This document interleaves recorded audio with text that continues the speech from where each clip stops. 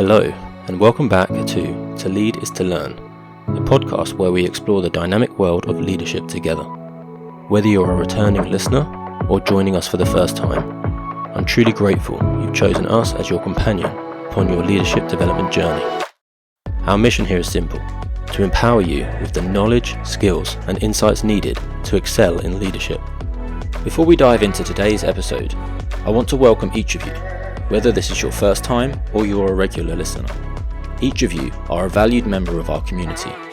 Your trust in us is invaluable, and it's a privilege to contribute towards your growth. Speaking of growth, did you know that To Lead is to Learn is brought to you by Lambda Solutions? At Lambda, we specialize in leadership development and coaching, dedicated to empowering individuals like you to become the best leaders possible.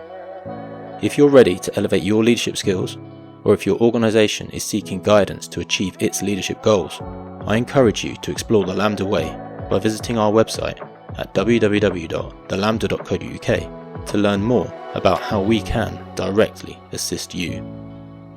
Thank you for being part of our community.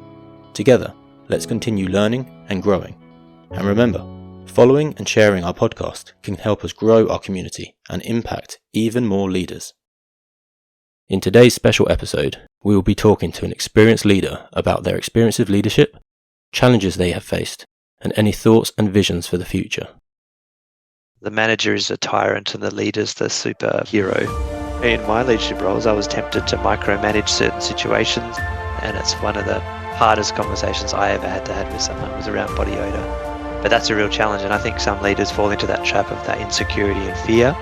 Yeah, that's huge, because obviously the more you understand yourself, the better you will understand your triggers and where you operate well. Sometimes they almost get neglected a little bit. They almost become part of the furniture. I sort of call it accidental leadership, where people do stuff and bad things happen because they haven't really thought it through. Okay, this meeting's gone, another one pops up, and you are not even getting up or moving to another location. You are just still sitting in the same place, and some people would sit there for hours. That's not the solution to all these things, right? Because I think it's a killer, this everything's important thing. It's going to be awkward, always. Without further ado, here's Ben Brearley, leadership coach, leadership trainer, founder of The Thoughtful Leader, and host of the Thoughtful Leader podcast.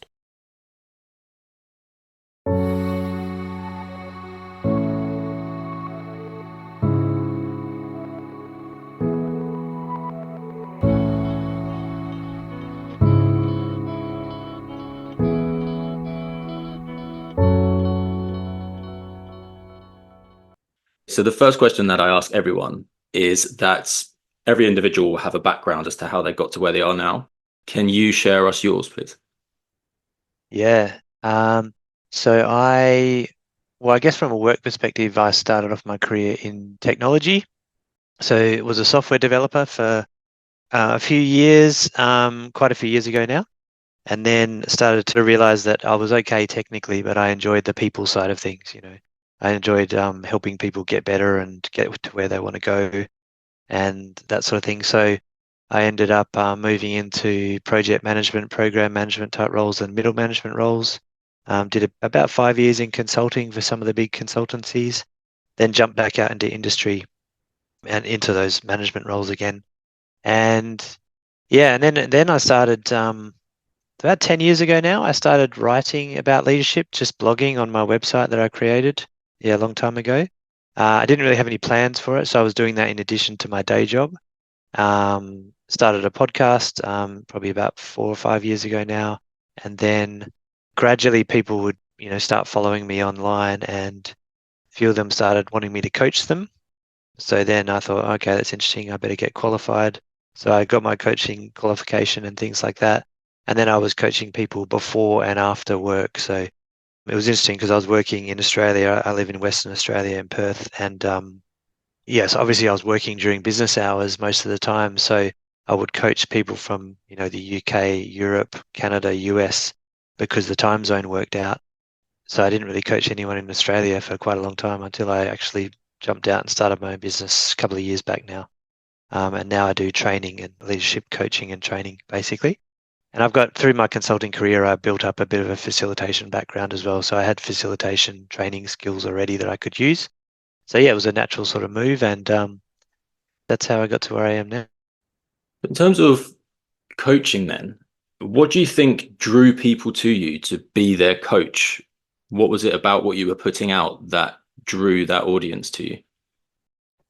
So my whole brand is called Thoughtful Leader, and I like thinking about leadership as the best leadership is quite intentional. So thinking about what you're going to do, considering the impact on people, doesn't necessarily mean you have to be the nice person all the time, but it means you understand what impact you're having on the people around you.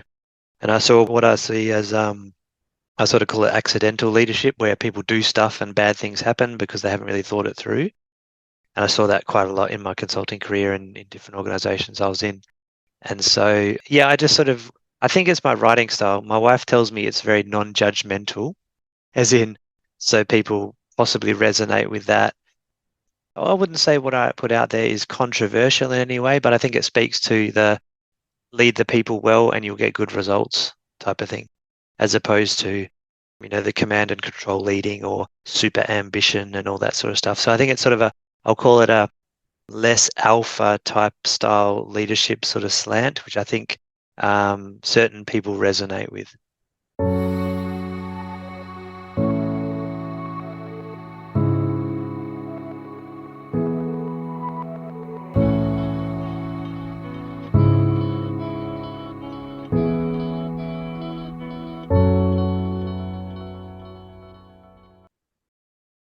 I was going to ask you about the thoughtful leader approach that you do mention and you do talk about. So, what does thoughtful leader mean? You kind of touched a little bit on the element of it not being an alpha approach and being more soft, if that makes sense. So, what would define a thoughtful leader for you?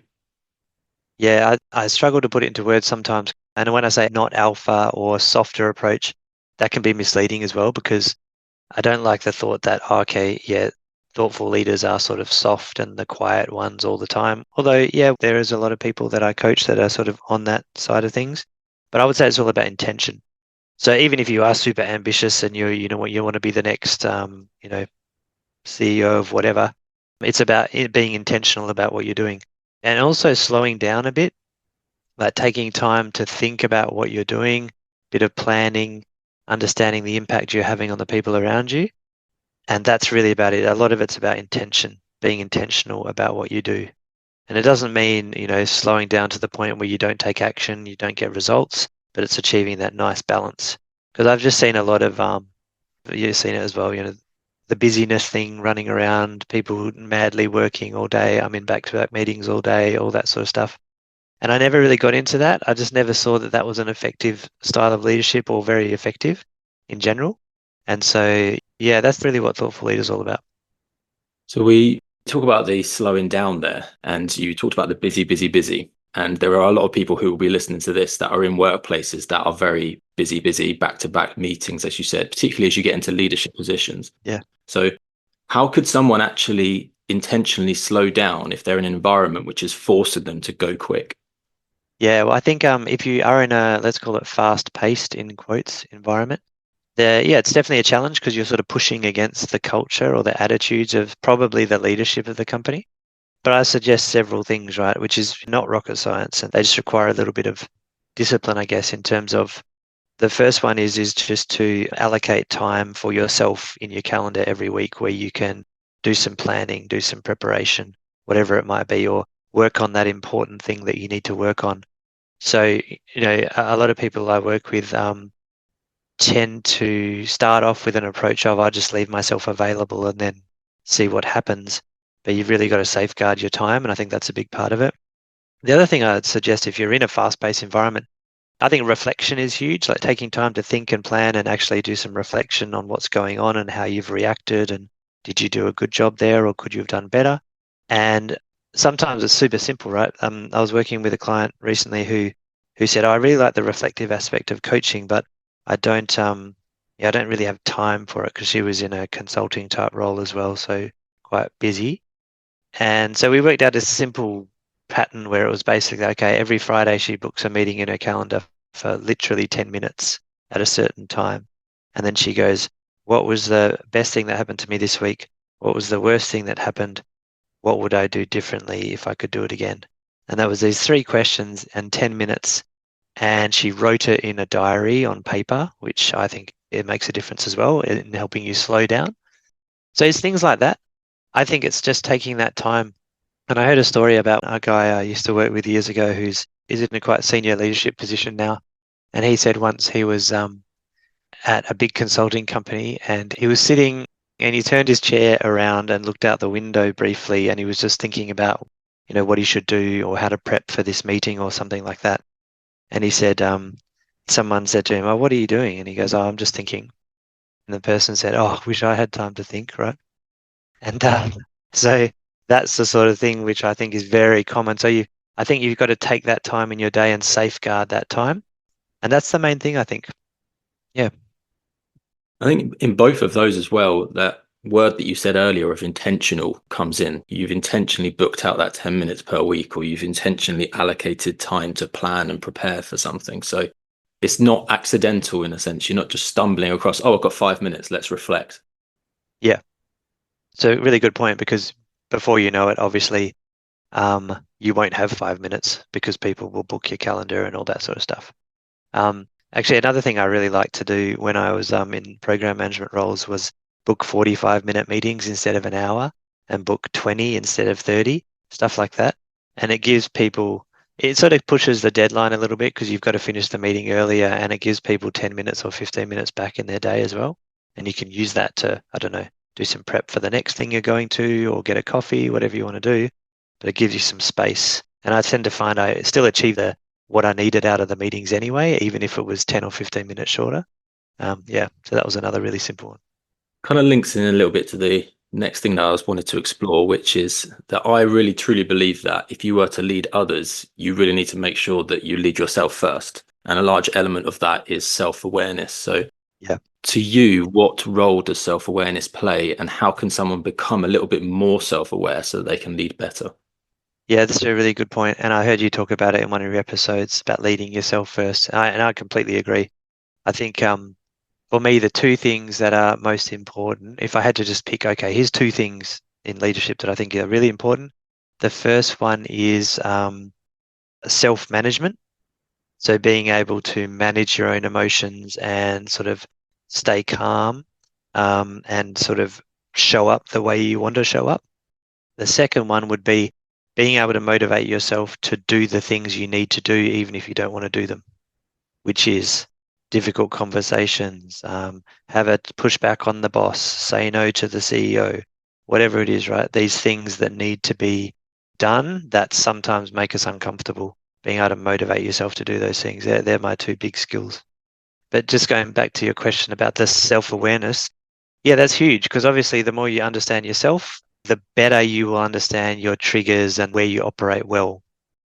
So I've come to know that now I like having space, right? So I don't try to book myself all day, every day, because I need space to do stuff. I know that I work best when I'm not flustered, when I'm not running from one thing to another.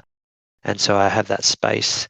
And so that's just one aspect of my personality, which sort of, which I've come to realize. So now I build that into my day. And just an example. But in terms of self-awareness, I think you talked about DISC recently on one of the episodes, which I really like. I really like all of these assessments, right? So my favorite one is PRINT, the PRINT assessment, which is one out of the US. DISC is another one I use. Clifton Strengths has been around for quite a while. I really enjoy that one as well. Any of those to help you dig out more about your own personal iceberg, I sort of call it, the iceberg, the stuff beneath the surface that drives you that no one can see. Any of those things are good as a starting point to help you almost understand yourself so you can position yourself or prepare yourself or engage with people the right way. And then the other thing I was thinking about was things like values assessments and stuff like that. So, I love here's a list of values, choose the ones that resonate with you. Think about experiences in your past where these values were relevant and choose your top 3 to 5. And I really enjoy that because you use them as decision-making tools, which I really think is useful as well. And ask yourself questions like, okay, if I was living in alignment with my values, or doing something in alignment with my values at work, what would that look like? So they're the sort of things I recommend. Obviously, getting feedback is huge, but I think the starting point, you can do a lot of it yourself as well with assessments and personal reflection on how you handle certain situations. How did I react when the boss gave me that feedback? Oh, well, I felt really defensive and I lashed out. Okay, what's going on there? So you can sort of reflect on that side of things as well. You touched on a couple of models and tools that people can use. I think there has to come a little bit of a warning that you don't take it too much as gospel. Yep. That this tool is telling you exactly what you're like, and it's telling you what you're like all the time, because you could take the same assessment tomorrow and it could be different. So yeah, I think there is that warning that it needs to be a continuous process. absolutely. And it's it's a really good point. I find it's a starting point to understand yourself, and then you build on that with real life experience. Because obviously, if a model has 4 quadrants, you're not going to be able to be fitted in perfectly into those 4 quadrants. And I think it's actually good I like those tools for a team environment as well, just because it's a nice way for people to be able to understand your personality or your style or motivations or whatever it is you're using without having to know absolutely everything about you. It's sort of a starting point. But obviously, you've got to have an open mind, and you're exactly right. You don't want to pigeonhole yourself into, okay, this is exactly me in this assessment, because it's not going to be like that at all. You said about the team situation as well. And if we go to the DISC model, for example, there are times when you need to be with the team and you need to be in dominance because that's what's necessary there. But then you might want to be a little bit more supportive in some cases because there might be something else that's happening that you need to take the team to that space. So Yeah, you also need to reflect on the needs of the team as well as what you would like to be. yeah, absolutely. And I think the discs are for, whatever assessment you like. It helps to sort of notice your natural style, which I like, and it gives you a bit more information on that, because obviously in my view, the more you flex your style to suit different situations and go away from your normal style or your normal motivations or whatever your thing is, the more fatigued you'll be. So as an example, right, I'm introverted, but I deliver a lot of training. When I'm training, I have to be extroverted because otherwise it probably wouldn't work very well. And so in knowing that, though, is handy, right? So that I don't book myself for training for 5 days a week, because I'd be pretty knackered. So there's the things like that I think about as well. And if you're in a role where you're constantly having to stretch yourself to be a different style all the time, that could be quite stressful, and I think pretty fatiguing, I would say.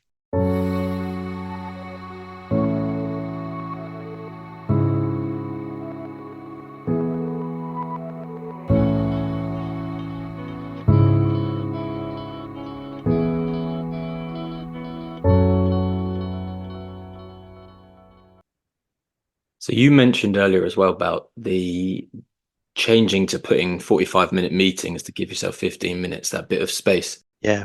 I wanted to take a moment just to reflect then and go, what does that 15 minutes do for you and how you show up then? So what would you have been like before when you were doing hour meetings and you didn't have that time, compared to what that time has allowed you to be then by doing 45 minutes? Yeah. I think it depends on the person. For one thing, if you're organizing the meeting, for example, you're giving other people time back, which is a precious commodity in people's days. So even if they go, oh, I'm going to go to the bathroom, or I'm going to go to get a coffee, or I'm just going to pop past Bob's desk and chat with him for a bit. And even if it's transit time to get to a next meeting, so the next one's not late, even that's valuable. But for me, I just used to use it to sort of take a break in terms of reset. Occasionally, you'd use it for a little bit of quick reflection or something. How did that meeting go? That sort of thing. But sometimes it's not even as structured as that. I think what it does, it just gives you space. And when you've got space, you can do what you want with it that helps you, particularly in the world of online meetings with Teams and Zoom and all these things and COVID. What I noticed was that, and I was still working in roles at that point, I noticed that the back-to-back meeting was literally, okay, this meeting's gone, another one pops up, and you are not even getting up or moving to another location. You are just still sitting in the same place. And some people would sit there for hours. So giving yourself that space, I think, is quite important. It lets you slow down. It lets you go and, take a break, get some food, get a coffee, have a quick chat, whatever it is, to just give you a little bit of breathing room. So yeah, you might do something special in that 15 minutes, but to me, I think the space is important. I guess it's letting you sort of defrag a little bit and bring yourself down a bit, so you're not always at that high sort of energy, high intense concentration level that you have to be at to be in meeting. Absolutely. And if you're going, if you're in an office environment where you have to go to different meeting rooms, and I worked in one place for a couple of years in a management role where they had, it was crazy. They had like 100 meeting rooms. It's a huge building. And you couldn't find one though. So when you booked a meeting, they were all over the place. So you would have to transit between meetings. And if you finished on the hour, you would never get to the next meeting on time. And so what would happen is gradually everything, you'd be rushing and feeling stressed. Yeah, wasn't good.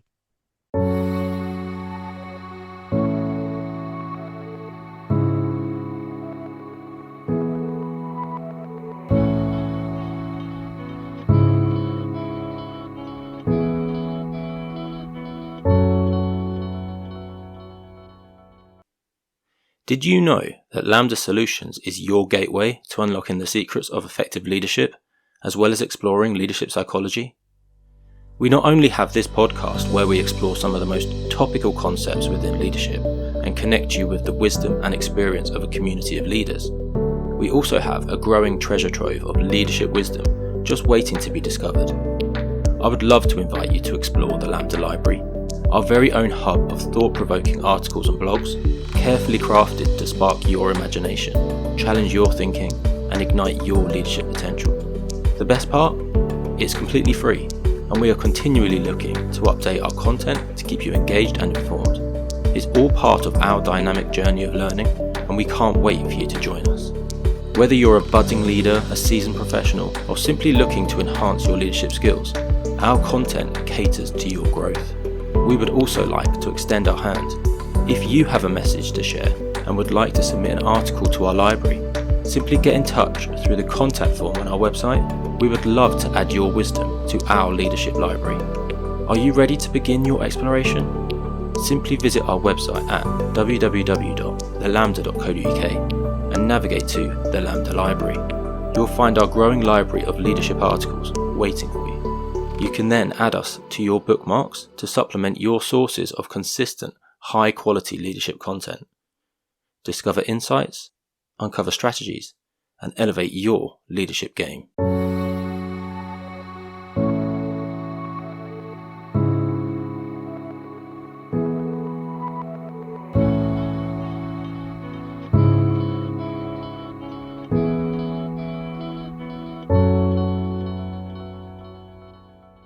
You mentioned two things there of self-management, and then you said motivating yourself, which I put down as discipline.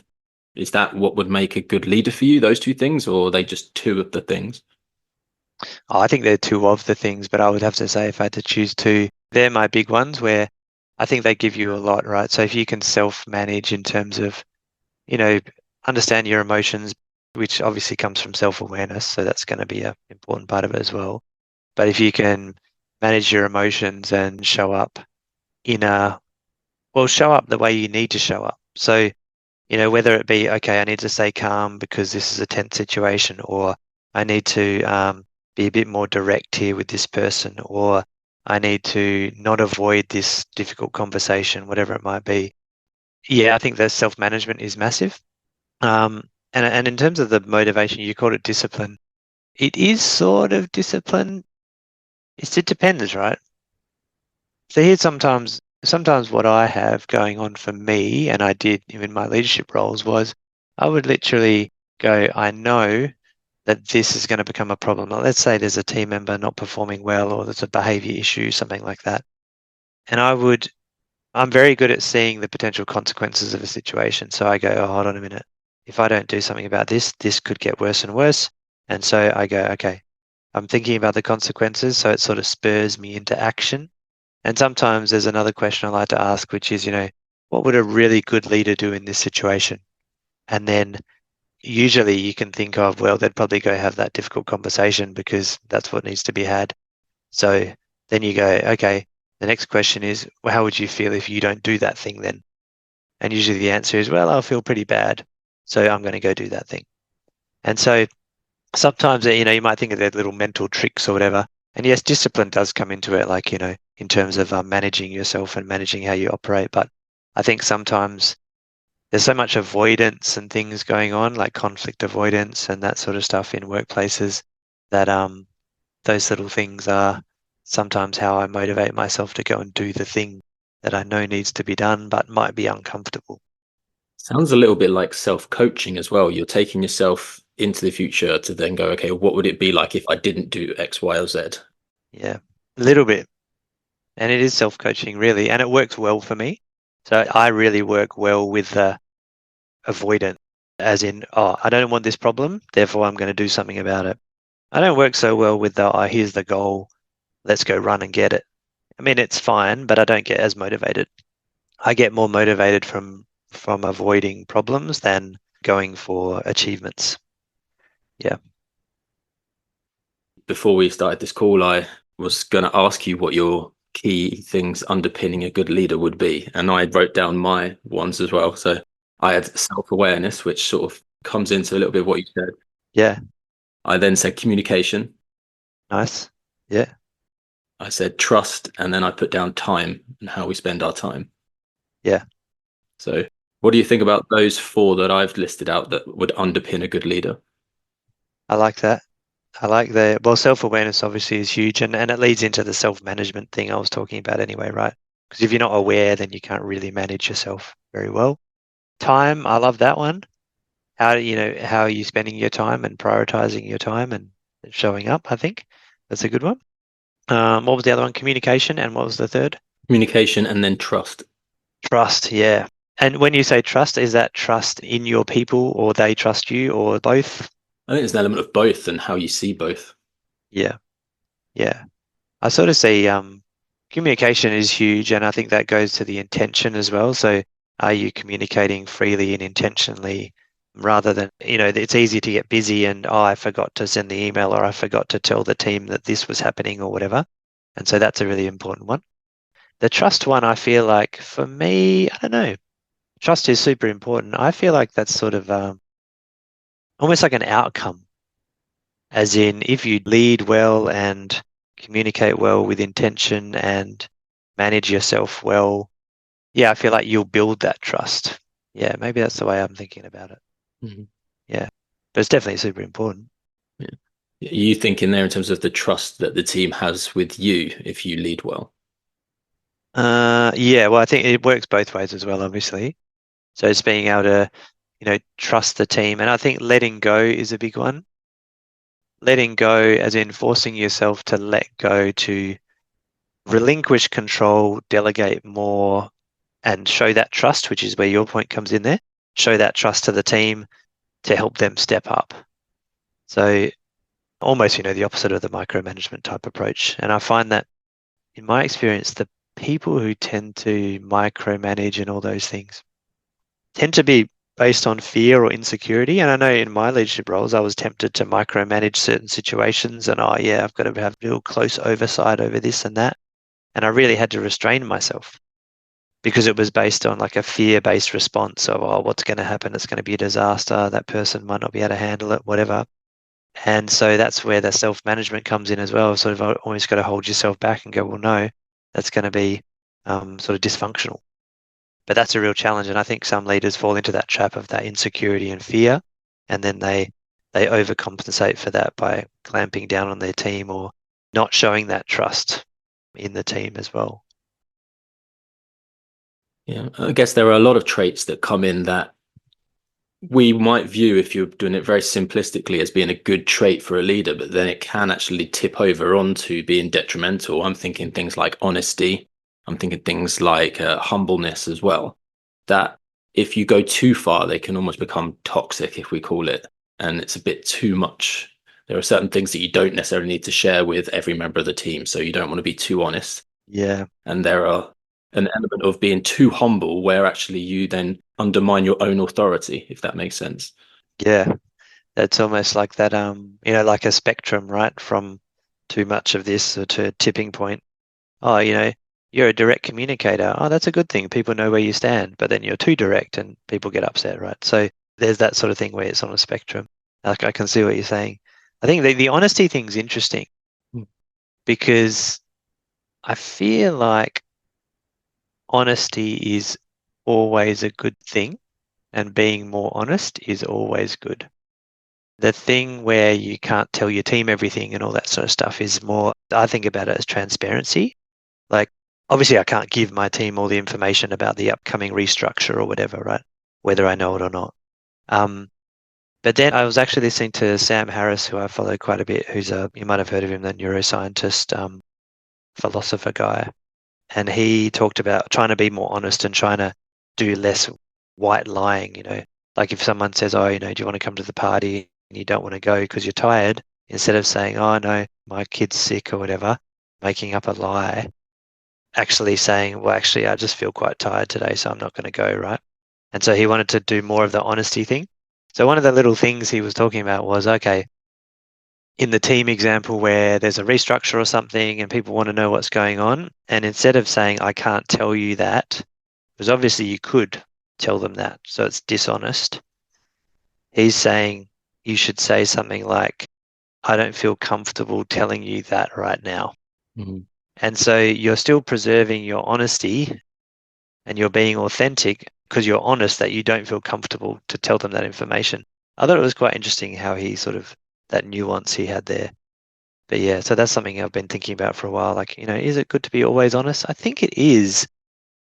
But it's about the way you are honest, which is sort of a weird way of saying it, I guess.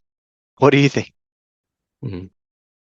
It's interesting. The way you went through it there is also, it's kind of the way I was playing it in my mind as well. Is to what extent can you be honest? Like, how can you communicate to still be honest, but also not be bluntly honest that actually undermines you in a sense? Yeah, So, like laying people off, for example, and then you have like 15 people that you need to get rid of. You can't be ultimately 100% honest and say, well, 15 people's jobs are going to up for grabs. We haven't decided yet. Everyone's suddenly super insecure about their role. So you have to be careful while still being honest. So yeah, there is an element of being over honest. I still feel like could come in there where if you just turn around and say, okay, 15 people are going, we don't know who yet. That's yeah, yeah, yeah. That's an interesting one. Some of the research I've seen recently about the leadership challenge book that comes out every year or two, and they do that big survey and they say, what's the top leadership characteristics that everyone wants in their leaders? And number one has been honesty in every time they've done this survey. And I'm like, that's interesting. So yeah, that's a tricky one. I guess it goes back to that word that you had earlier, which was the intentionality. Like you're being honest with the intention that you have to share the information. So there is still an honesty there. Yeah, yeah, it's it's tricky. It's tricky.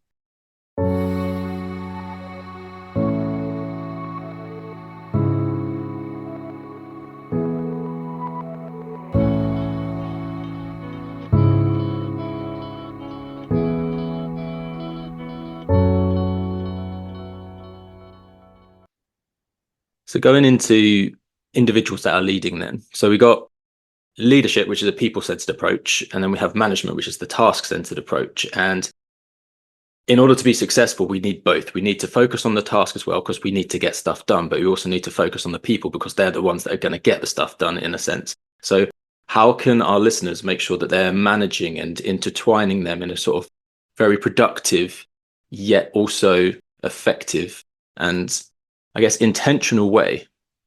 Yeah, that's interesting.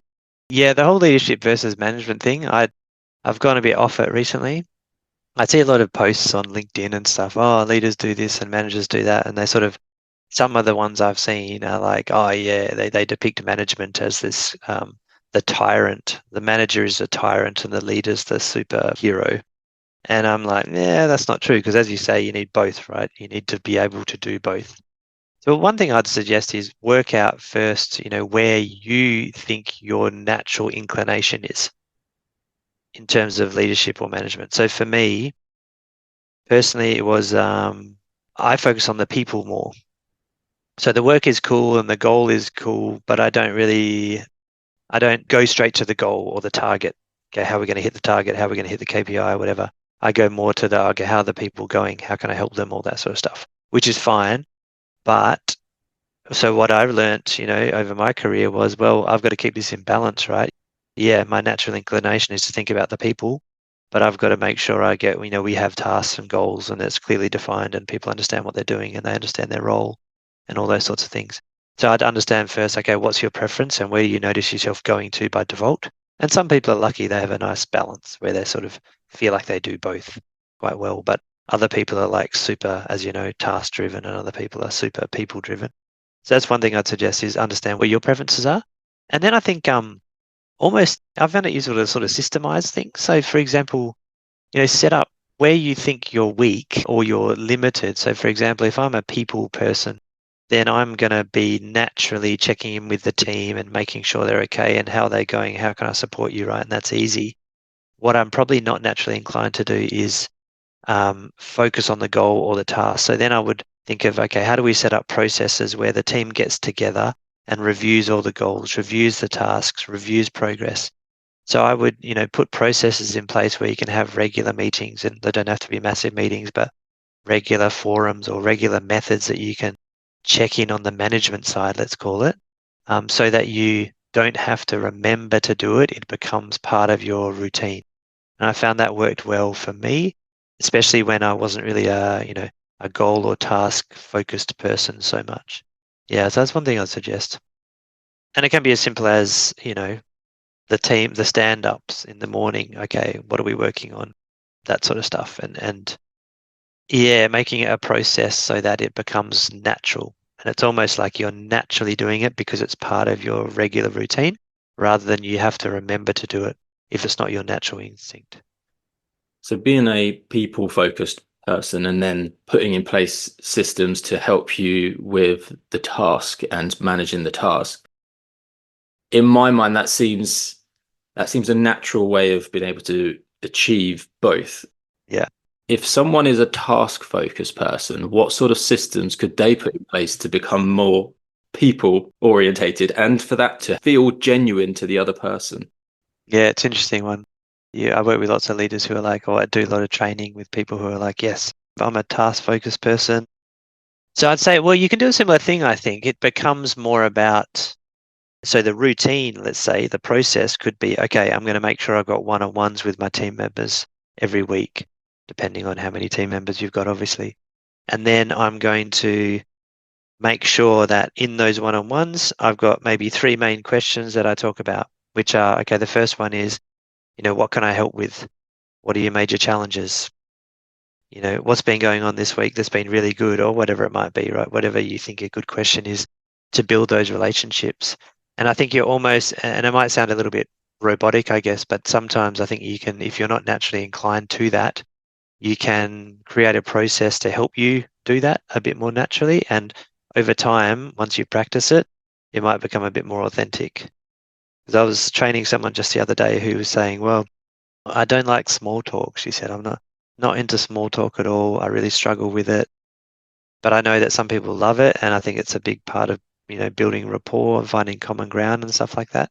And then I thought, well, part of it would be about, okay, instead of, in the coaching space, we obviously do a lot of asking rather than telling. And so we drew a little spectrum on the wall, which was, okay, this side is telling and this side is asking. Just when you go meet with your people, see if you can do more asking than telling, right? So ask questions and try to increase that curiosity factor of, yeah, okay, maybe I don't naturally want to ask my people how was their weekend.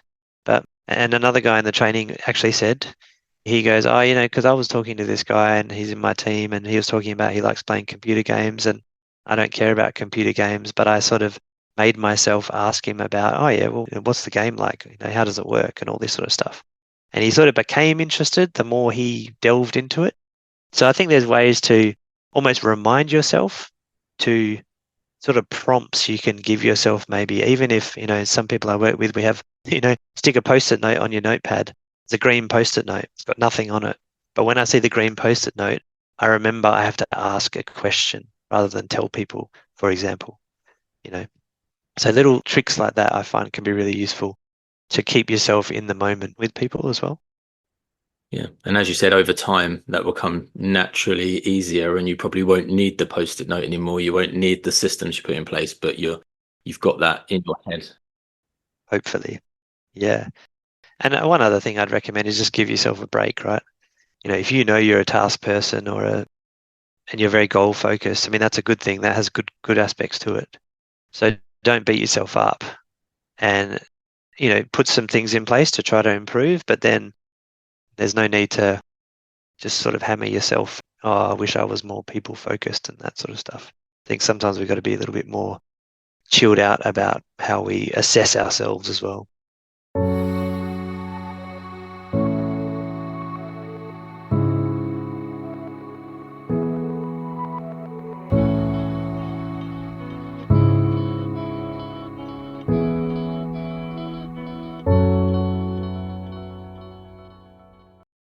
So obviously that task people balance is very, very important. And it depends on the individuals within our team as well and what they need from us.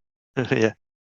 So I was playing around with this earlier, and I was thinking how coaching, how mentoring, how teaching, they all try to balance that task people sort of element. Yep. And it made me think back to my first ever job that I had coming out of university. And I remember doing a week's worth of training, and then literally I got given a laptop. They said, hot desk anywhere you want to. Here's your email account, and off you go. And then I was in work, and that really didn't work for me, because it's like, well, suddenly hands on to hands off. So In the onboarding space specifically? how could an organization work around that onboarding of people to sort of play into the fact that sometimes you need a bit more task, a little less people, and then you move over to maybe a bit more people, a little less task. I don't need to direct you as much. I maybe just need to delegate a bit more. How can that sort of shift happen? Yeah. I think, yeah. So in your example, it was almost like a one size fits all, right? Okay, this is our onboarding process. Chris, here you go. Here's your training. Consider yourself trained. Tick the box. Now, here's your laptop. Yeah, see you later. So yeah, I guess that's a bit transactional, right? Did anyone ever ask you, oh, how are you feeling about it? Where are you at? All that sort of stuff? No. Not really? No. Yeah, okay. I mean, I think and the best onboarding I've had is sort of where the manager, or yeah, there's an HR component, let's call it, and the IT component where they give you equipment and all that stuff, and then you understand how the place works. But then where the manager has made themselves very available at periods, certain periods throughout the week or whatever it is, to check in and see how you're doing, see what support you need. And it sounds very simple, but I think then at least you can have that conversation. Oh, how are you going, Chris? Did you understand that? Do you know what you're doing now? Or, do you need more guidance on this thing? And then also having that extra buddy system in place as well, I found quite good as well. So when people buddy up, like a peer, not necessarily in the same team, but someone who's worked there for a bit, understands the place, and helping you build your network. Another thing I found really useful, which was something that only happened in one workplace I worked in, was when I got in, often depending on the job, but when some of my jobs, it was sort of a slow start, right? You get in and then, okay, it takes a couple of weeks to ramp up, or a month before you're really fully committed to doing stuff and you're in the projects or whatever it is. And so what they did, the manager booked meetings, like half an hour meetings with 10 of the senior managers. And they weren't huge meetings, but it gave me something to do during the first week. And I met all these senior managers. And so then when I saw them again, I could talk to them, and it was you're building that network of relationships. That actually made it really a lot easier to engage with them, because I knew as part of my role, I'd have to engage with them at some point anyway on steering committees or whatever it is. And so that was actually a really good thing to do, I thought. Yeah, I thought that was interesting. Sounds to me like it's a lot of building relationships with people, whether that's with your direct line manager, whether that's with these other managers within the organization, and obviously the buddies and people that you work with. There's a lot more of intentionally giving situations where those communication pathways are made, so that you don't feel ashamed to go to them and ask them for help or advice or guidance. Absolutely. And as you mentioned, the network, right? The more people in that network, the more chance there's going to be someone you're comfortable to ask that stupid question of. Yeah. Whereas if you've only got your manager and your manager's really busy all the time, you might be like, yeah, maybe I won't say anything. But if you've got a peer over here or someone you met over there, someone else that they connected you with over here, you got more touch points. And there's nothing worse, I think, than being, I don't know if this describes how you felt when you went to your first place, but you're almost lonely in the organization.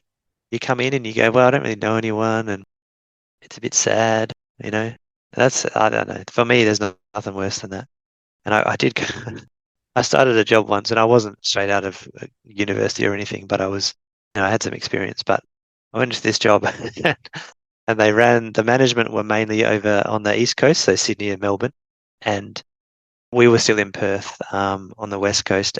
So they didn't really have a presence in the office. And so it was just mainly the team in the office rather than the management. And so no one knew I was coming. And so I rocked up and no one was there to meet me. And then someone eventually came down, but it took like 45 minutes. So I went and had a coffee somewhere nearby first because no one was there. And then, yeah, it was just the worst onboarding I've ever had. You just felt like, I don't know if anyone knows I'm meant to be here. So yeah, it's basically the opposite of that is what I'm suggesting. Yeah, lots of people, lots of connection points, like you said, and just making someone feel like they belong to a community in there. Yeah. So that they feel it's like a family feel, isn't it, in a sense? But I don't want to be too cliche and say it's family feel, but No. Yeah. People will be triggered when they hear the family. Oh, my company's like a family. yeah. What do you mean? Everyone shouts at each other and disagrees. What do you? So obviously that's onboarding someone new, and that happens on a regular basis. You bring someone into the organization, you've got to have those processes in place to onboard someone. So there are other types of employees that will be within teams, and particularly people listening to this podcast will be leading those. So we'll have, like, for example, you've got, like, everyone knows the old experienced hand. They've been here forever. Yep. You then have the people like the enthusiastic, ambitious person, the person who wants to climb the ladder and get to where you are, get beyond that. And then you might have the disgruntled employee, the person that just isn't happy with the way things are going. So how would you encourage a leader to deal with those three types of people? Interesting. So let's start with the old hand who's been there for a long time. Now, that's a common one I hear a lot, right? Oh, they don't really care. They just do their work and go home because they're approaching retirement or something like that, right? That's a common one I hear. Doesn't necessarily have to be the case, but yeah, I think that to some degree, the old hand, and if they're sort of an older person, let's call it, or they've been there a long time, sometimes they almost get neglected a little bit. They almost become part of the furniture, and people sometimes, in my experience, write them off as in, we're not going to give them any new opportunities or anything. We're not going to focus on their development so much because they're just here and they're going to be here forever and they don't care about climbing the ladder. But one of the things I'd be doing with those ones is almost trying to buddy them up with newer people or less experienced people to share their experience as well. So one thing I've noticed, and it's most of the time, is that when you get someone who's really experienced and get them to share their knowledge with other people, they just light up. Like many of them love mentoring, sort of showing the way to people who are less experienced than them. So I think about that as well for those. And I'd also, rather than think, oh, that person's just not motivated or they're just going to be here forever, so don't worry about them.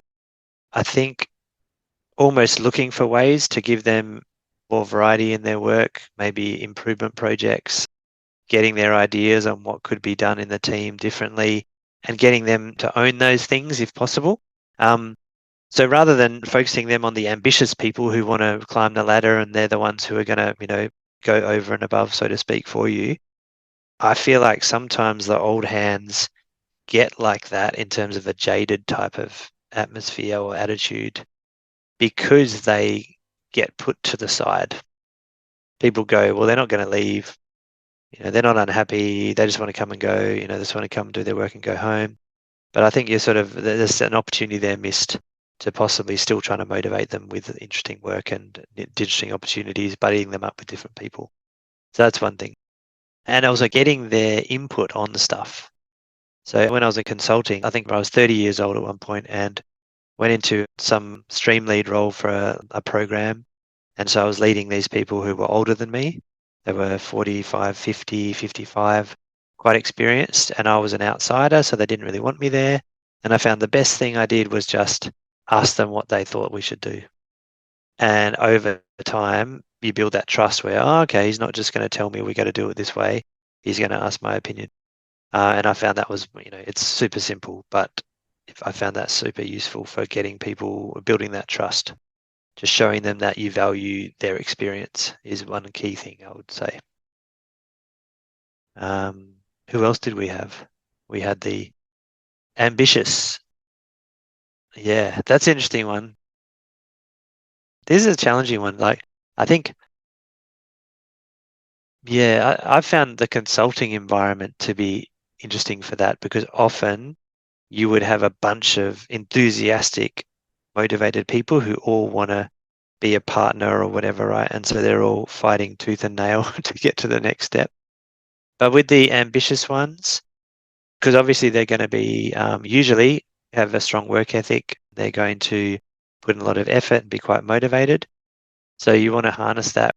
And I would say, once again, a similar theme, to be honest, with the other one I talked about, but they're probably going to have ideas about what we could do better. And getting people to generate ideas about how could we improve and then getting them to own those things and drive them. So for example, we've got this process and it takes 2 hours to go through. I reckon we could streamline it and cut it down to an hour if we do this, this, and this, and we use this system and we cut out that document, whatever. And getting, oh, cool, all right, sounds great. All right, I want you to lead that thing and you check in with them and get them. So that gives them a bit of variety in their day, but it also gives them something to build into the team, like, a purpose to improve the team. And one thing is when you're on those improvement projects, I think one thing I always tried to do, especially in software teams, was try to schedule my people at 80% where possible. So rather than go, okay, everyone's going to be 100% booked all day, if possible, try to get them to 80% capacity. So then the 20% can be used for improvement projects, learning and development, professional development stuff. But I've found improvement projects are one of the best things I ever did was try to get the team to come up with those and then get people to lead them. Because in theory, right, once those improvement projects are implemented, the team is getting better all the time. So you're actually improving. And so they're not just things like that make the work more interesting, they actually contribute to the success of the team. And I found that was really beneficial. And where I could make it work with the 80% scheduling, I found that really, really useful. Get people to work on some other things that give them a bit of variety in their day. And it's a similar concept as you hear in Google and stuff, right? Okay, or Atlassian software company. Okay, yeah, we give people 1 day a month to work on whatever they want to work on and then they present it back to the team, stuff like that.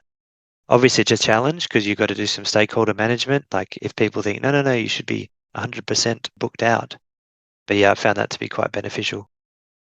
And the other thing that happens if you book people to 80% and not 100% is when there's an emergency or something goes wrong, you've got some time.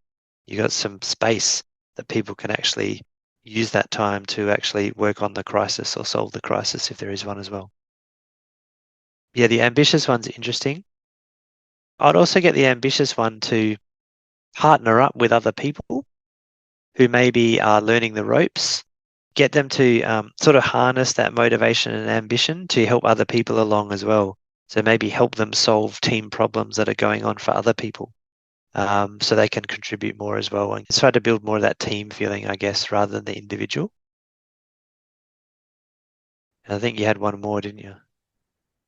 I was going to say before we did the last one, I was thinking there is that thing with the ambitious and enthusiastic people that they're wanting to run Yeah.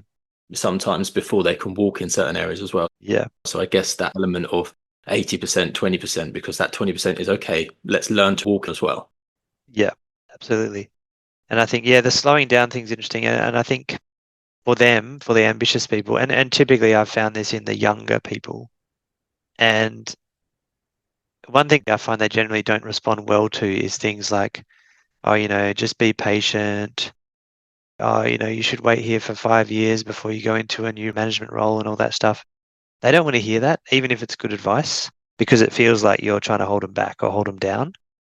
So I feel like giving them lots of opportunities to find out what they're good at. All right. Oh, yeah, try these things, work on this project, volunteer for that thing over there that they need help with.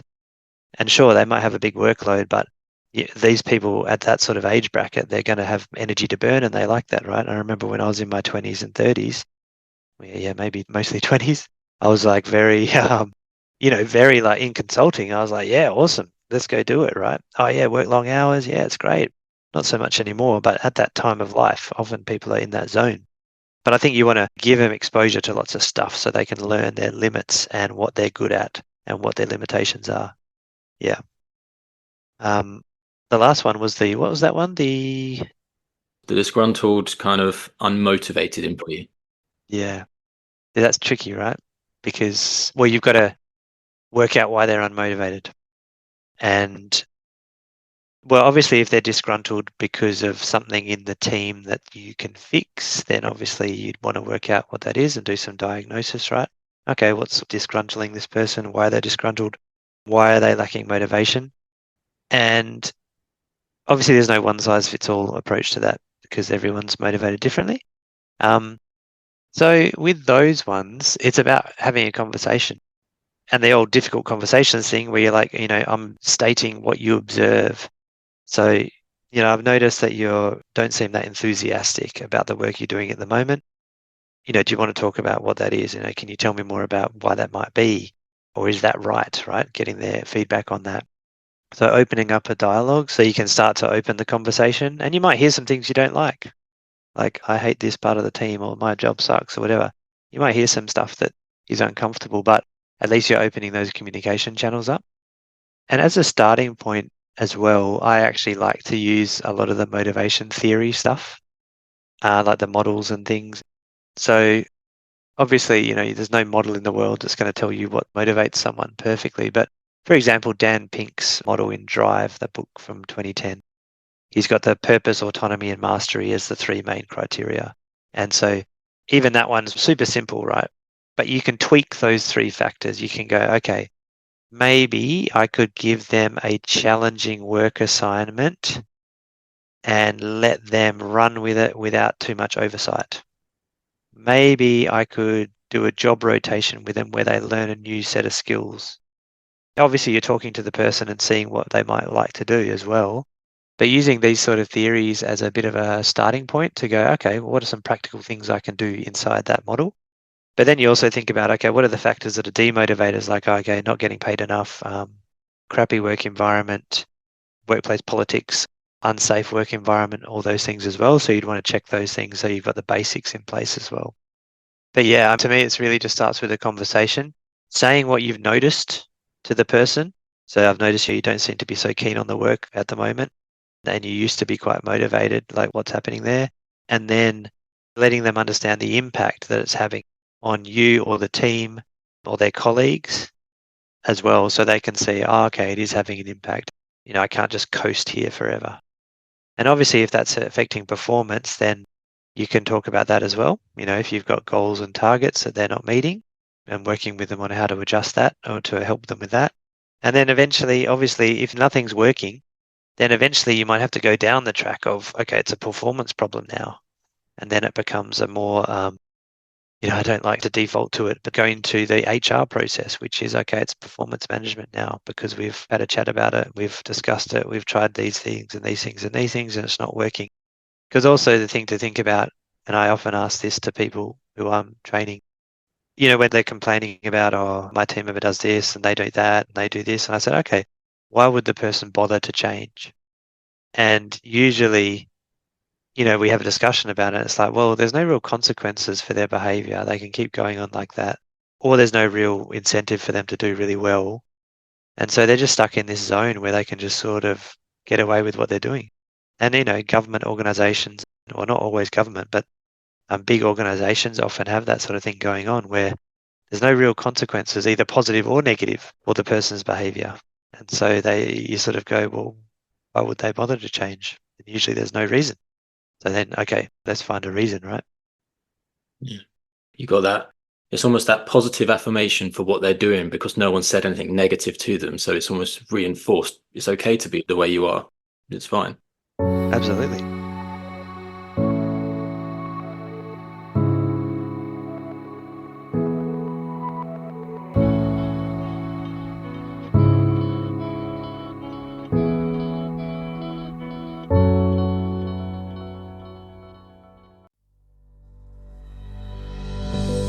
Unlock your leadership potential with personalised one-to-one coaching from Lambda Solutions. Take the first step to empowering yourself to overcome any challenges and lead your team to new heights. Our coaching services provide consistent support tailored to your goals and challenges, guiding you through the uncertainty and leading to growth. But that's not all we offer. Our consultancy services extend beyond coaching, encompassing a comprehensive approach to leadership development. Explore our bespoke consultancy packages, which include coaching as a fundamental component. Or if you're seeking something even more tailored, contact us directly through our website to build a solution perfectly suited to your organization's needs. Visit www.thelambda.co.uk to discover how Lambda Solutions can help you to reach your leadership potential. Together, let's learn, grow, and elevate your organization to a new level of success.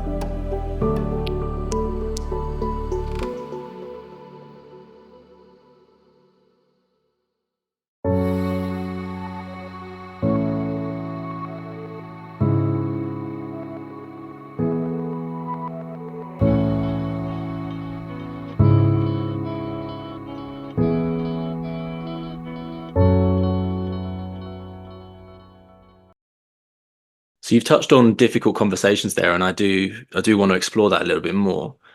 What type of difficult conversations should a leader be expected to have to face at some point in their career? So are there different types?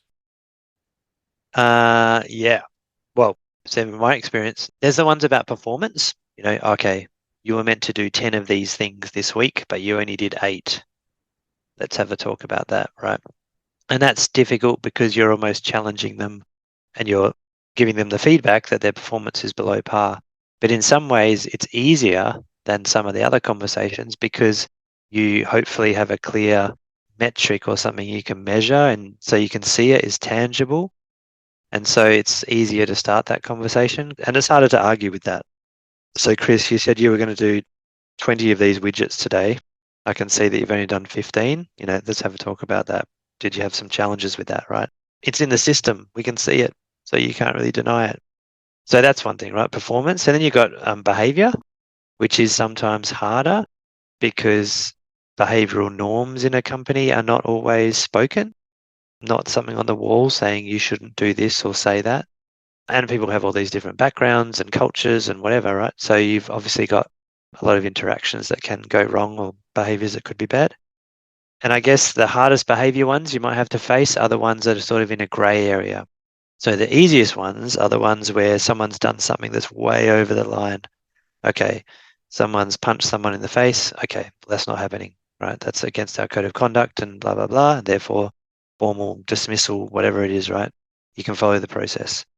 The ones that I find harder are the ones where, maybe someone's being passive aggressive or not responsive to emails or communication or excluding someone from something, or, they're a little bit more subtle, such that there's this plausible deniability where they can go, oh, no, that's not what I meant at all, right? And, oh, no, I just missed your email, I wasn't ignoring you. All that sort of stuff can get quite insidious and hard to spot and hard to call out because it's a bit more in the grey. So some of those are tricky. But with the behavior ones, yeah, it's really about the behavior that you're observing rather than the attributes of the person. So as opposed to, well, I've noticed you've been really lazy lately. It's like, oh, recently I've noticed you've been late to work a couple of times this week, right? So that's what you've observed rather than, I don't think you're committed or whatever. So that's one way to sort of start those conversations. And the other category I'd use is sort of authority ones as well, where you have to use your authority to make something happen which can be resisted. So for example, there's a new policy, it's a new safety requirement, there's going to be a pay cut, there's going to be whatever.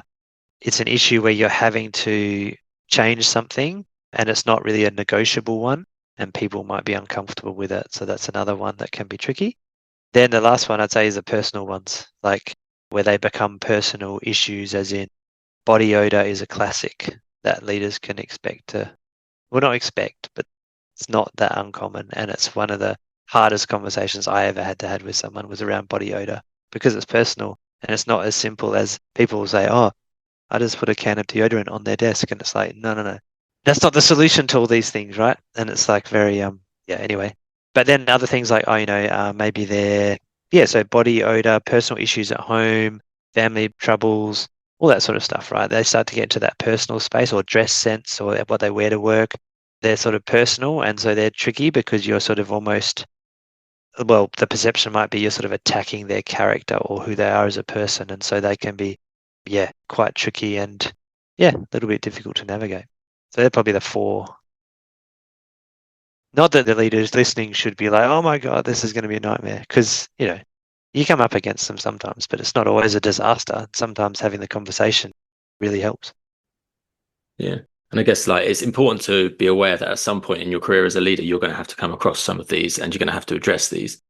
And I think there's a load of front loading that needs to happen for some of these. So, for example, you were talking about like the behavior side of things or the personal side of things. They're both to do with the individual themselves. So, when we're talking about, for example, thoughtful leadership and what you're putting in place in terms of your leadership processes and the relationships you've built with individuals, if you put the work in beforehand, it's probably going to be easier to have those conversations with them. Absolutely. Yeah, that's a great point, right? The hardest time to do all these things is going to be if you're a new leader in a new team, new organization, you don't really know them, and all of a sudden something happens and you have to have a conversation because you haven't really built that credibility yet or the trust. And I like to think of it as like a rapport bank account. So you're building rapport with your team, and it's a bank account you can deposit in there. And over time, buy them a coffee, ask them what they're doing, show interest, give them interesting work, whatever, build up the bank account. Then one day you might have to withdraw money from the bank account, which is the rapport bank, which is, oh, I have to say no to them or disagree with them or have a difficult conversation with them. And if you've got enough money in the bank, you'll get away with it and still have a positive rapport. You'll be able to do that without destroying it. But if you've got nothing or you go negative, then you're going to get a bad response. So that's how I think about it as well. Like, what are you doing to build rapport with your key stakeholders, which could be your team, but it could be your boss or the executive over there or whatever. Yeah, and that's the upward leadership or sideways leadership as well as the downwards leadership. People often focus on the down, but actually the up and the sideways is just as important. Yeah, absolutely.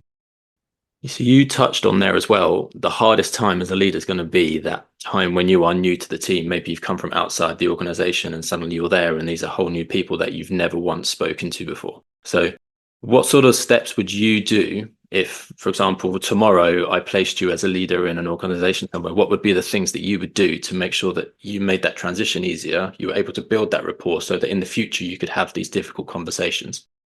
Yep. So first thing I do is make sure I'm having one-on-ones with my people on a frequent basis. So I'm not talking about and I know some people are rocking around with massive teams there was a guy I was working with yesterday who had literally 50 people who reported to him. And I'm like, okay, that's going to be hard to build relationships with all those people. And it sort of depends, right? If they all do the same sort of work, then you can get away with it. But if they're all unique roles. But anyway, I would try to organize these one-on-ones with people in an informal environment. And the one-on-ones, so weekly is ideal. And they don't have to be hours long. And rather than focus on progress, like, oh, how are you going with this project or that task?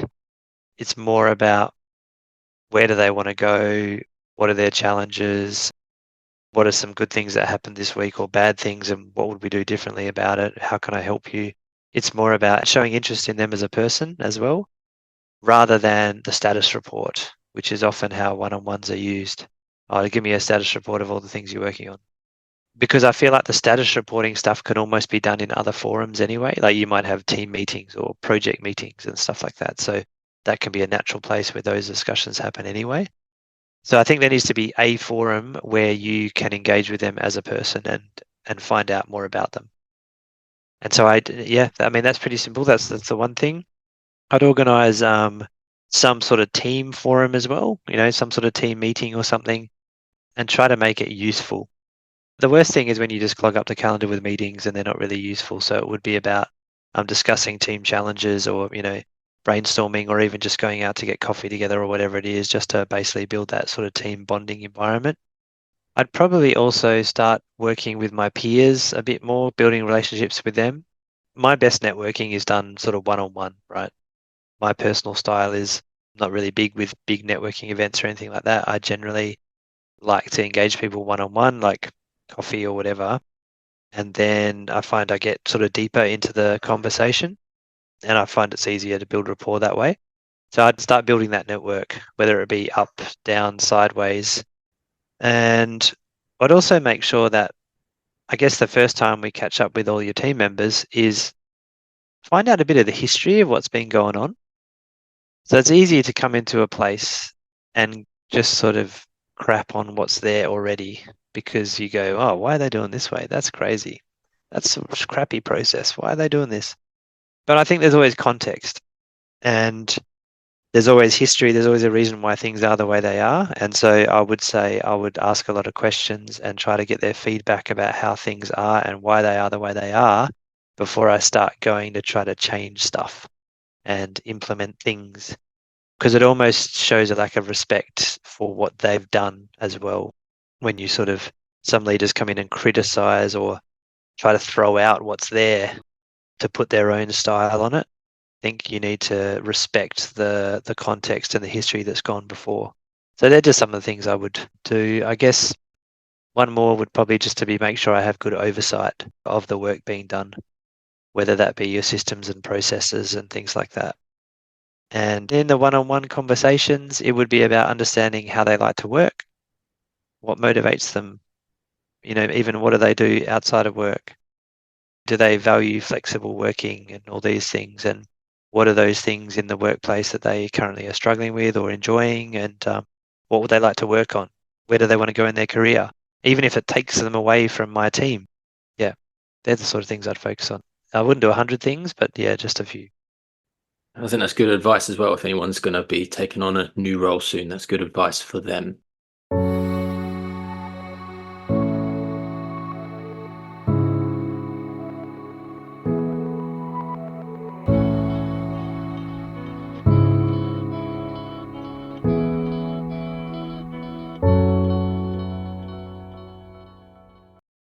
So sort of playing on a little idea then, rather than just placing you in as a leader then, if I was to place you as a fly on the wall in an organization, so in the office space or something, I just placed you as a fly on the wall, so you're just there to observe, what little things would you be seeing that would tell you that there was good leadership happening there? Yeah, that's an interesting one. So I'm the fly on the wall. Good leadership. Okay. I think there would be clarity. So there would be clarity of direction. So here's the 5 priorities for our team, for example, or our company. That would be one thing. People understand what they are. Next thing would be people are clear on their roles. What are their roles and responsibilities? And what are the boundaries in their roles, like where they flex and where they contribute in other ways, or what are the boundaries is what I'm saying. What else? I would say if it's informal.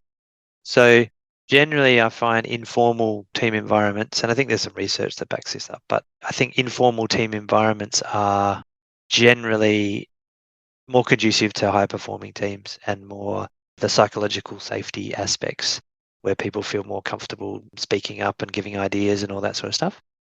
Yeah, and I'd also, well, on that note, are people offering suggestions? So as a fly on the wall, I'd be hearing people offering up ideas and, oh, I know we do things this way, but can we do it that way instead? Or can we change this or change that?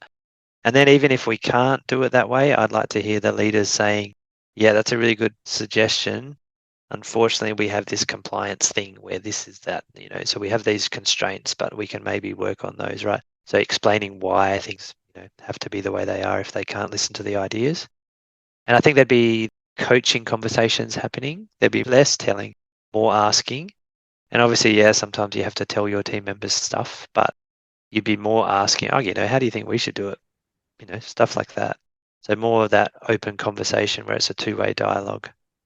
And I guess lastly, I'd say, I think I said clarity before, clear priorities, like rather than let's do 100 projects, let's just do these 10 really well. And hey, if we've got some capacity, we can add an 11th. But let's go focus, right?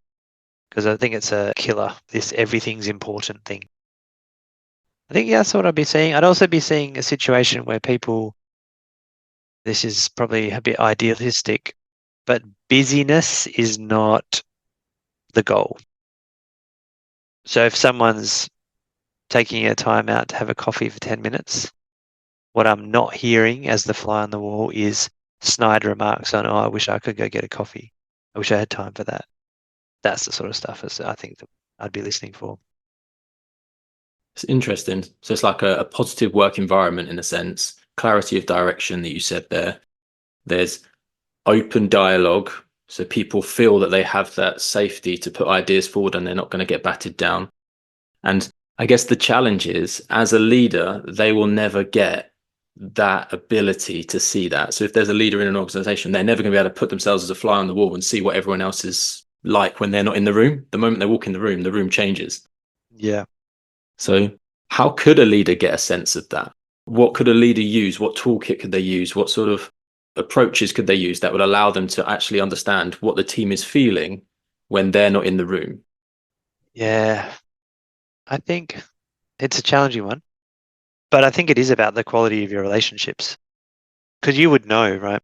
If it is literally a psychologically safe environment and people are feeling comfortable opening up to you because you have good rapport and you've shown you're not self-interested, you've shown you're not just out for yourself or, in it for the achievement of the goal and that's the only thing that matters, people will open up. But that's the front loading you were talking about before, which is doing that work of building the relationships and trust and the rapport. And I think when you have that, you can get more of an open conversation. Things like engagement surveys and stuff, I mean, those are tools that sometimes work, but I find, for example, I was dealing with an organization the other day and they were talking about their engagement survey and they only had, 60% respondents from the team. And so they had some negative responses for certain questions. I was like, okay, that's good information, but what's the 40% doing? Like, are they happy? No, probably not because they didn't answer, but who knows? So you've got these black spots there as well. So I don't think they necessarily capture everything well either. I think it's about relationships with the team, but also building the network of relationships within your organization. So specifically your peers and other leaders around the company, because they will sometimes engage with your team in a different way. And so they may come across feedback or observe things that you don't see because you're not there. Yeah, and I'd say it's about that network. And I like to think of it as like a spider web, right? If you have a big spider web throughout the organization and as something happens on it, the vibration comes back to you. So you know that there's a fly out there and you're going to go eat it. But in this case, it would be, something's happened in the team and I'm hearing that information come back to me through my spider web. So the more strands of the web you can get out there so you're well connected, I think you've got more chance of understanding how your team are feeling as well. Yeah, because I think there is an element of, I call it observer bias, where if you're the leader, you're going to often get a lot of what you want to hear back because people are out there to please. And I think even with like people coming in externally, I actually had it a month or so ago where you've got an observer coming in and it's almost people suddenly switch on and they try to portray the most positive image that you have because they have a pride in the organization, they have pride in their work and they want to be seen as being good in their work. Yeah. So this observer bias that comes in, and I guess it's a sense of A, as a leader, how do you bypass that observer bias to get to the truth? But also B, how can you utilize that observer bias to actually increase performance? Because naturally, by them trying to please you, they are going to improve the performance. So there's a two-strand thing there. You want to get below it, but you also want to utilize it. I mean, sometimes you, to some degree, and it's a bit cultural as well, right? Depending on how leaders are perceived in your organization. And you can talk about culturally, as in demographic cultural as well, how much respect there is for leaders and how the esteem that they hold them, the power distance type concept. And so to some degree, I don't know if you're ever going to solve that. mean, as a leader, you're always going to have some sort of degree of authority, which people will potentially find challenging. And if you don't have that, then it might be hard for you to do things because people might treat you like they're your friend and therefore, oh, I don't have to listen to Chris. I can just do whatever I want. So to some degree, getting under it, it's nice to be able to get under it. And I think the best way to do that is to open the communication channels, have multiple forums for that. So you've got your one-on-ones and all this sort of stuff. Also, the interesting one I've seen done is they used to call it skip meetings at a place I used to work, where the manager would skip the direct report and then go to the person below that. They're like a senior manager, and they would have meetings with the direct reports of their direct reports to talk to them about, what are you hearing? What's the challenge? And sometimes they'll tell the senior manager because the senior manager might ask different questions.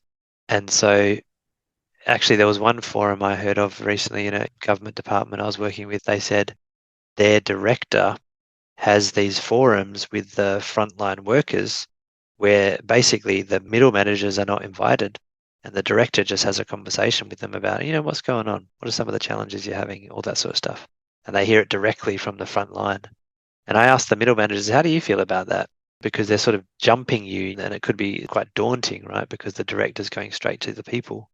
But they were fairly happy with it. They said, I know it's good because we're not in the room anyway, so we don't have to go to another meeting. But they also said it sometimes gives different ideas because they feel like the director is getting straight to the top. So their suggestions might be used more. But yeah, I think it's part of it, I think, is being comfortable that, there is that observer bias and you might never be able to completely get rid of it. Yeah. I guess it's embracing it and just knowing that it's there. Well, yeah. I mean, that's a good one as well, right?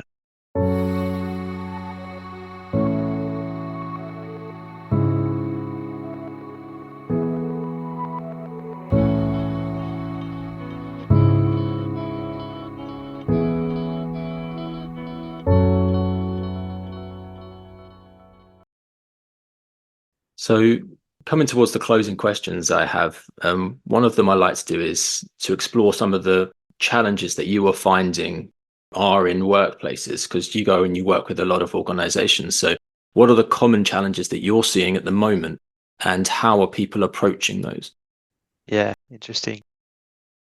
I would say the busyness is just one of the biggest ones. So in the current market where I am living at the moment, there's challenges with recruiting people in many industries. So during COVID, Australia sort of shut down a little bit in terms of people weren't able to come in and out very easily as an island, obviously. And then it was hard to get skilled workers. So certain sectors were really struggling, like healthcare and all those sorts of things. And I've noticed in the mining industry now, there's a lot of challenges with that as well. So I asked the question, I go, okay, so who's having trouble finding people to fill their roles? Yeah, me, right? So one thing that people are doing is they're hiring people with less experience because they need someone, and it is taking them a lot longer to get up to speed and get upskilled. The other thing, sometimes they're not able to find people. And so I ask them, do your work targets change then? Do you have less work to do? The answer is usually no. The targets are the same. So people are just sort of struggling with the burnout thing quite a lot. That seems to be a common theme, just too much work, hard to find resources, and yeah, struggling with that aspect of it. That's probably the big one. So the time management / burnout aspect. What's another big one people are seeing? That's a really common one though. That's probably one of the biggest ones I see. I think the general one I see is just the people management. Having those difficult conversations and managing it without going down necessarily a performance management process. I think that's one of the big ones.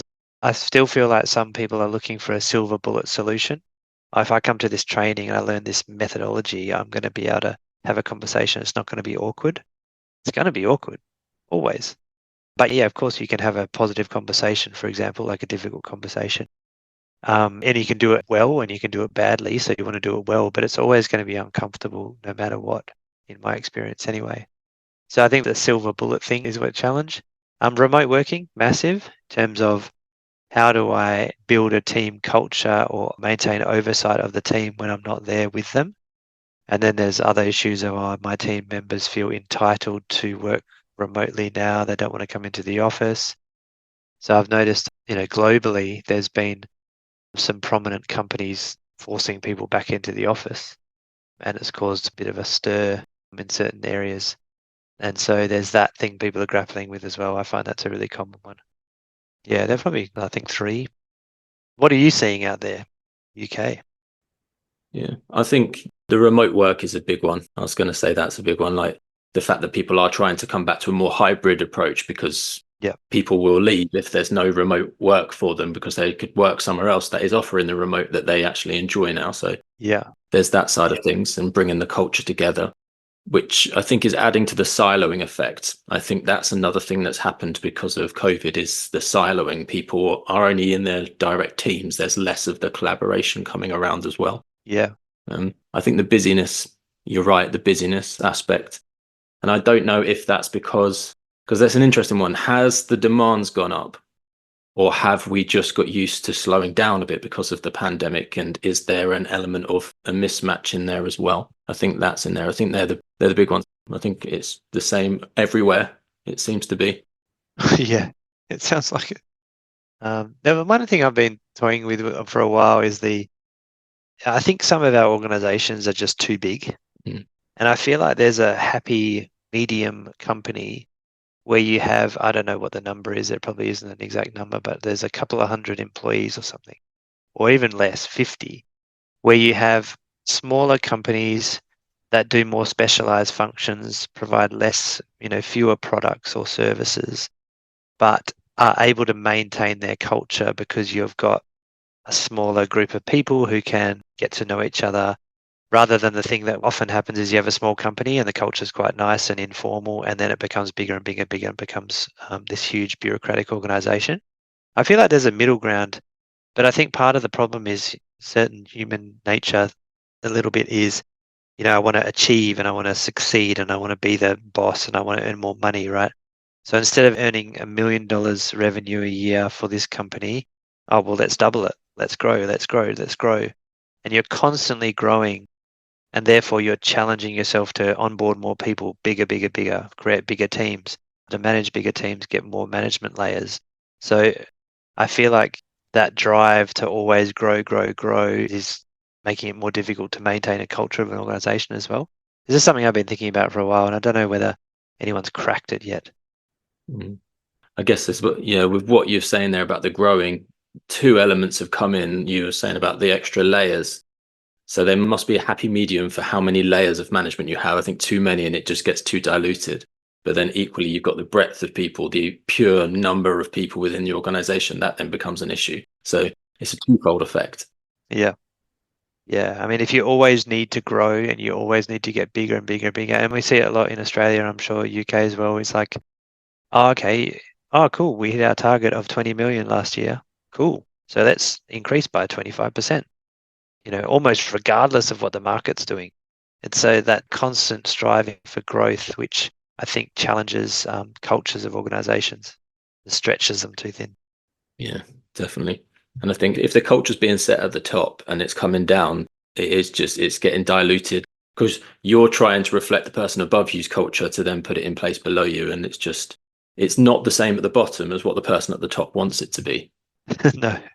So obviously you've had an experience of being a leader. Now you're doing the leadership coaching element. So there was obviously a moment where that came out and in terms of that was your calling. You're like, this is what I now need to do. I need to go and work with other leaders. What was that moment? And what is the legacy that you're looking to put in place because of what you're now doing? Yeah, it's interesting. Good question. So what I noticed over my career, it took me a while, was that, I ran a lot of projects. I ran some programs. I did middle management roles. And what I noticed was I was always interested in the people side of things and the work itself. Like, oh, we're doing this. I once worked for a company for a couple of years delivering a program where I ran the tech program for this big reform program for the energy market in WA and Western Australia. And it's a huge, significant societal impact, right, in terms of that program.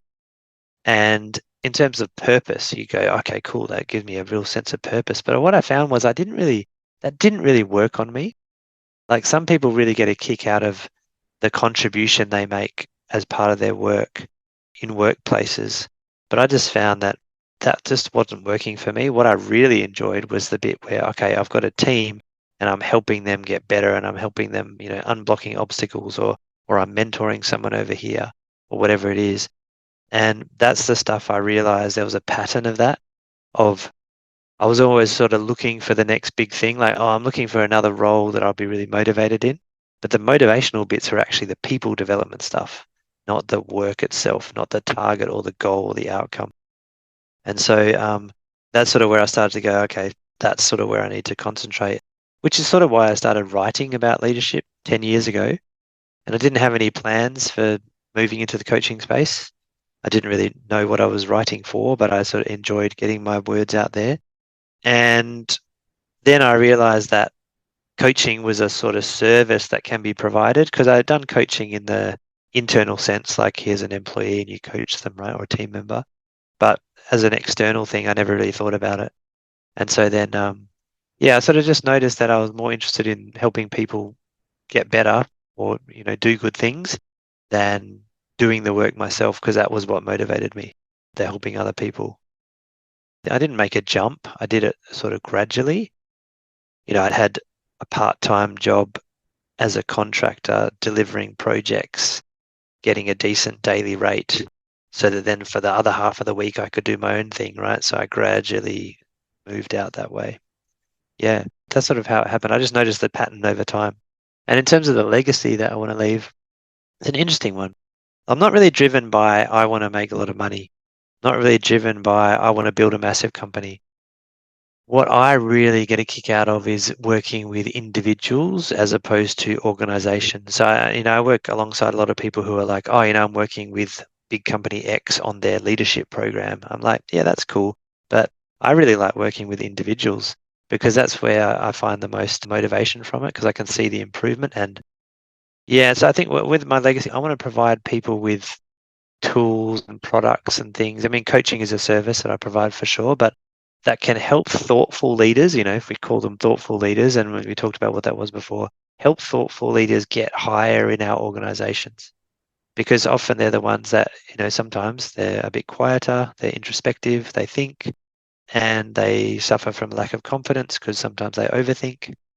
And so I want to help those people become leaders in our organizations and go up higher because I think that's the type of leadership that will get better results for a company in terms of better cultures and better places to work, people enjoying what they do.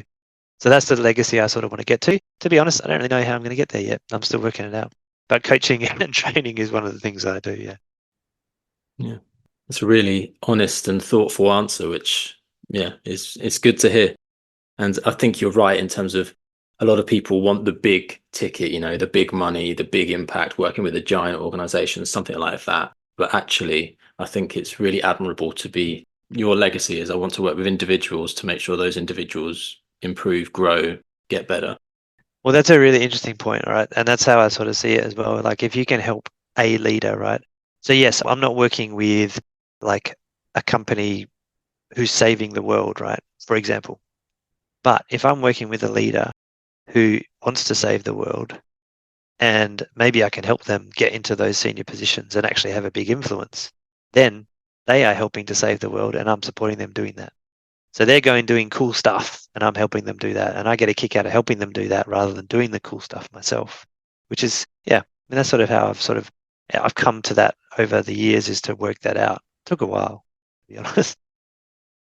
So, as a final question, then, now we've sort of thought about your legacy that you would like to leave in a sense, is to reflect a little bit and go back to when you were just starting out. So when you were really young and you were just starting out your career, maybe you just got your first leadership position, you were just leading your first teams.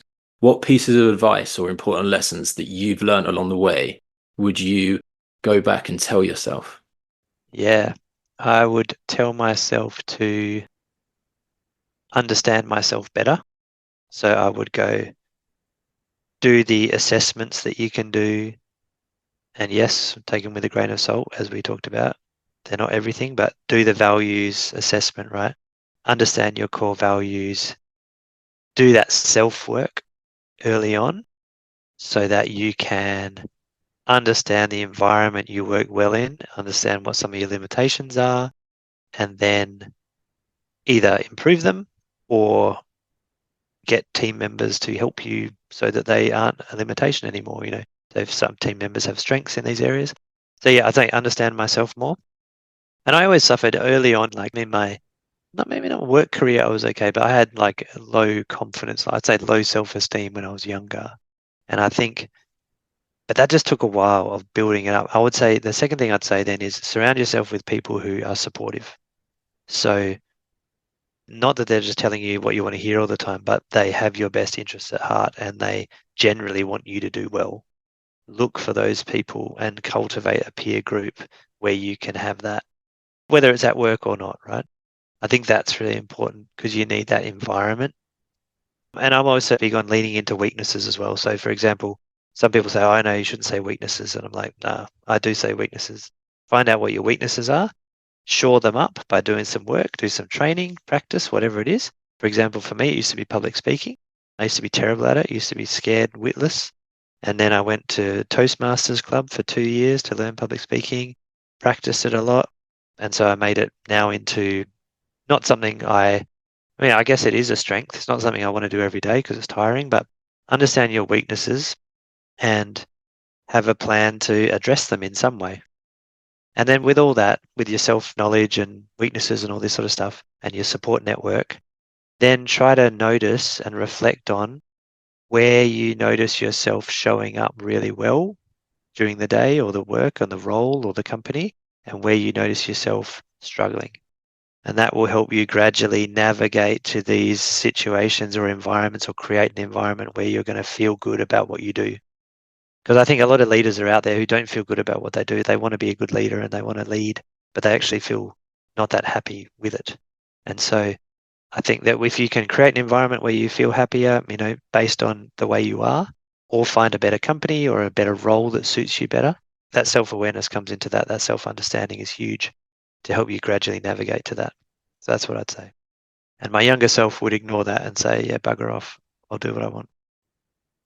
The irony is, the younger you would probably do that. It's interesting what you said there as well, because just having to think about as you went through that, the first one was about you, then it was about the people, and then it was about the environment. So you kind of went through the three sort of stages of you, the people around you, and then the environment. I think, that's a very intentional way of looking at self-growth in a sense. Yeah, it's and it takes time, obviously, but yeah, it would have been to shortcut it is good if you can.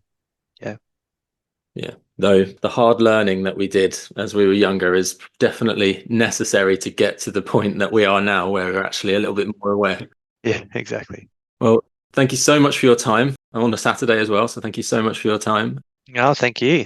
That was a good conversation. We got so much out of there. I was very impressed with the areas we were able to touch on and the things that we were able to discuss that I haven't actually explored yet on this podcast. So thank you so much for your insight. Well, you made me think about some different things like being a fly on the wall. I hadn't thought about that before. So yeah, it was good. Thought-provoking. Thank you.